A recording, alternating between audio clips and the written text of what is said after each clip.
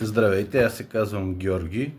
Днес е 28 ноември 2024 година и днес бих искал да поговорим малко за войната в Украйна, тъй като това е доста важна война, определя посоката на движение в целия свят, от нея зависят много неща.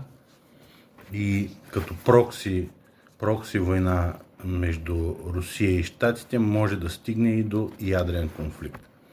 Затова смятам, че тази война е доста важна за всеки един човек в света. И ако погледнем как започва тази война, тя започва на 24 февруари 2022, но, както повечето войни, за да се стигне до там, за това стоят други събития. Проблемите между Русия и Украйна започват около 20 години преди тази дата, 24 февруари 2022.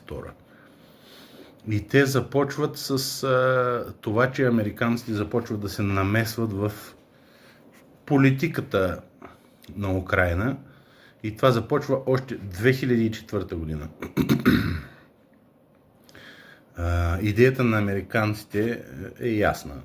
Те искат тъй като всички знаем, че и Русия, и Украйна са две доста сериозни, две доста големи държави и държави, които имат доста големи залежи на природни ресурси, които за американците са страхотна инвестиция. Те искат да ги заграбят, искат да ги използват за себе си. И за това те организират кудетат, един преврат в Украйна. Това се случва 2014 година, като свалят законно избрания президент тогава на Украйна Виктор Янукович.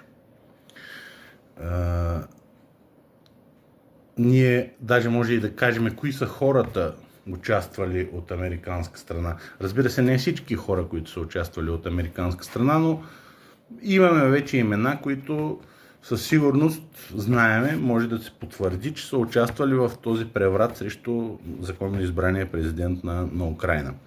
Една от тези хора е